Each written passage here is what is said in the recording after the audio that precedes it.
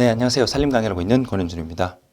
자, 이번 시간 24년도 1회차 기출문제 풀이를 시작할 건데요. 자, 이번 회차부터 작년부터 조금 바뀌긴 했죠. 이제 문제 보면은 한 문제에다가 두 가지 항목의 문장을 넣어서 어떻게 보면 전체적으로 거의 20문제에 근접되거나 혹은 25문제까지 늘어나는 느낌의 문항수가 현재 계속 조성이 되고 있습니다. 앞으로도 이제 이런 추세가 계속 된다라고 예상을 하고 15문제가 아니라 이제는 딱 까놓고 20문제 혹은 그 이상의 문제가 나온다라고 좀 생각을 해야 될 것 같습니다. 자, 첫 문제 같은 경우에는 임도 문제가 나왔고요. 설계 도면 작성 전까지의 준비 작업 순서 4단계를 적는 것이 나왔습니다. 자, 임도의 공사를 위해서는 예비조사, 답사, 예측, 실측, 설계도 작성 등의 과정을 거치게 됩니다. 그래서 임도 설계의 어떤 순서와 관련돼서 예비조사를 시작하는 어떤 개념의 문제는 나름 고전부터 꾸준하게 출제가 되고 있던 문제였습니다. 그래서 이번 문제 같은 경우에도 준비 4단계를 물었기 때문에 이 4개 단계를 적으면 끝나는 그런 어떻게 보면 은행식 고전 기출 문제예요.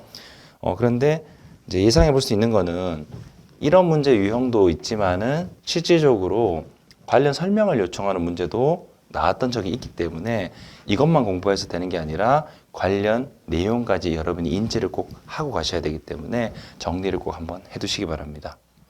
그 전에 나온 기출문제 같은 경우에는 예비조사와 답사에 대해서 설명하라는 개념까지 나온 적은 있어요.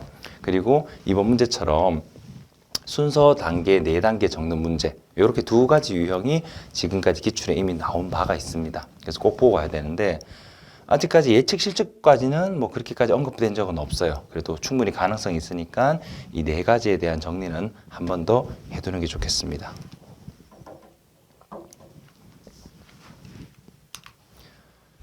자, 다음은 복합형 문제입니다. 사방댐과 골마기의 어떤 차이점 한 문제와 정사울과 태사울에 관련된 거 한 문제, 이렇게 크게 두 문제가 있는데요.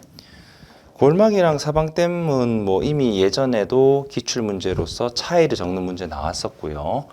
정사울과 태사울 같은 경우에도 어떤 시공 목적에 관련된 문제로 이미 나온 바가 있기 때문에 답은 거의 비슷하게, 그래서 어떻게 보면 약간은 나왔던 기출문제를 살짝 변형한 내용이라고 보시면 될 거예요. 이것도 충분히 대응이 가능한 어떤 문제였는데 골마기랑 사방댐은 외견상 비슷하다라고 했었죠. 그래서 골마기가 약간은 소규모, 규모가 작은 사방댐 느낌의 어떤 형상을 하고 있다. 뭐 어찌되었든 사방댐과 그 비교를 하면은 가장 큰 어떤 형태적인 특징, 시공적인 특징, 그리고 가장 큰 차이점을 보이는 것 중 하나가 반수면과 대수면 쪽입니다. 그래서 얘는 반수면만, 뭐 얘는 대수면까지 이런 식인데, 자, 사방댐은 대수면과 반수면 모두 축조하는 가장 큰 특징을 가지고 있고요. 반대로 골마기 같은 쪽은 반수면만 축조하는 어떤 축조, 즉 시공의 어떤 형태적 차이 이런 것도 있겠고요. 자, 그리고 정사울, 태사울 같은 경우에도 거의 해안가에 거의 비슷한 작업이라 보시면 되는데 이제 목적이 달라요. 정사울 같은 경우에는 모래 이동을 막고 식재목 이게 가장 중요한 포인트가 되겠죠. 녹화 개념이 들어간다는 겁니다. 그래서 식재목이 잘 자라는 환경의 조성을 하는 거고, 이 태사울 같은 경우에는 바람에서 날리는 이 모래만 퇴적시키는, 즉 안정만 도모하는 목적을 가지고 있습니다. 이 두 가지가 가장 큰 포인트 차이라고 볼 수 있겠죠. 기존에도 이제 예전 기출을 보면은 정사울과 태사울의 어떤 차이를 적어라, 뭐 이런 식으로 이미 나왔던 사례 문제들이기 때문에 기출 문제 두 가지를 그냥 합쳐놓은 거라고 보시면 될 거예요.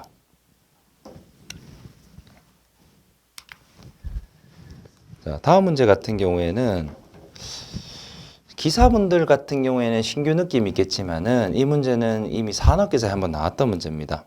네, 산업기사에 나왔던 동일 문제이기 때문에 원래 23년도 이전까지 보면은 기사와 산업기사 문제를 서로 조금 교환하는 형식의 문제가 한두 문제 수준이었는데 올해부터는 이번 시험 회차부터는 그 문제 개수가 좀 많아진 느낌이라고 보시면 돼요. 그래서 신규 문제가 좀 많아진 것 같은데 라고 해서 좀 찾아보거나 알아보면은 산업기사 기출 문제가 그대로 나오고 있습니다. 그래서 검증된 문제로 활용하다 보니까 아마도 어느 정도 범위가 비슷한 산업기사와 문제를 서로 조금 교환하는 형식으로 출제가 되는 걸로 보여요. 그래서 앞으로는 산업기사 쪽도 한두 문제가 아니고 막 3-4문제까지 어떻게 보면 좀 끌고 오다 보니까 이제는 좀 산업기사까지도 공부 영역을, 기출문제 영역을 조금 확장해서 봐야 되는 게 아닌가, 좀 그런 생각이 들고 있습니다. 자, 이 문제 같은 경우에는 현실 제적과 수학 표상의 어떤 비율을 이용해서 계산을 하면 되는데요. 먼저 현실 제적과 수학표의 제적의 비율을 이용해서 이 40년생의 주임목 제적을 도출하는 그런 과정이 필요한 문제입니다. 그래서 지위지수가 8인 25년생 소나무 인분의 현실 제적. 자, 25년생일 때 현실 제적 값, 그리고 수학표상의 제적 값. 이렇게 일단 두 가지 체크해 두고요. 자, 그리고 40년일 때의 수학표상 제적과 현실 생장량을 줬습니다. 자, 이때 40년일 때의 주인목의 어떤 현실적인 제적과 생장량을 구하라는 문제가 출제가 됐습니다. 자, 그래서 일단은 먼저 현실 제적과 수학표의 제적의 비율을 이용해서 40년생의 주인목 제종을 먼저 도출하는 과정이 필요하고요.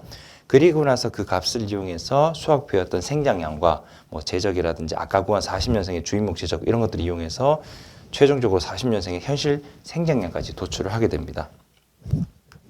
근데 이제 이 문제 같은 경우는 어찌 보면은 쉽게 좀 접근하면 현실이랑 수학표상의 어떤 비율을 이용하는, 즉 다른 제적 문제와 약간 유사해서 응용 문제라고 좀 볼 수 있는 거죠. 아이고. 자, 그래서 처음에 여러분께서 해설도 다 있겠지만은, 자, 비례식을 먼저 세우는데 25년생일 때 얼마, 40년생이 얼마, 이만큼 자랐으니까 얼마만큼 자라겠구나, 이런 식으로 이제 비례식을 세우는 거예요. 그래서 현실 제적 값과 수학표상 제적 값을 이용해서 40년의 주인목 제적 때 이 수학표상 제적, 그러니까 수학표와 수학표, 현실과 현재 진짜 제적, 주인목 제적, 이 값을 비례식을 통해서 이 정도 자라겠구나라고 도출을 할 수 있는 거고요. 생장량 같은 경우에도 마찬가지예요. 이 수학표의 생장량 값이랑 40년생일 때의 수학표상 제적 값, 그리고 현재의 현실 생장량과 40년일 때의 주인목 제적, 즉 여기서 구한 값을 대입을 해서 어떻게 한다? 진짜 이 정도 자라는구나 라는 현실 제적을 도출하는 그런 문제라고 보시면 되겠습니다. 자, 그래서 이거는 단순하게 글만 좀 잘 읽어보면 여기서 25년생에서 40년생까지 이만큼 자라는구나 라는 비율을 이용해서 구하는 단순 비율 문제라고 보시면 돼요. 어떤 뭐 공식이라든지 기교가 들어가는 게 아니라 여기서 이만큼 자라는 그 비율을 값을 이용해 찾는 문제가 되겠습니다. 자, 어찌됐든 이 문제는 산업기사에 이미 나왔던 기출 문제이기 때문에 여러분께서 앞으로 공부하시는 분들은 이제 산업기사 쪽 기출도 문제를 조금 보면서 가는 게 좀 안전할 수도 있겠다, 이렇게 예상을 할 수가 있는 거죠.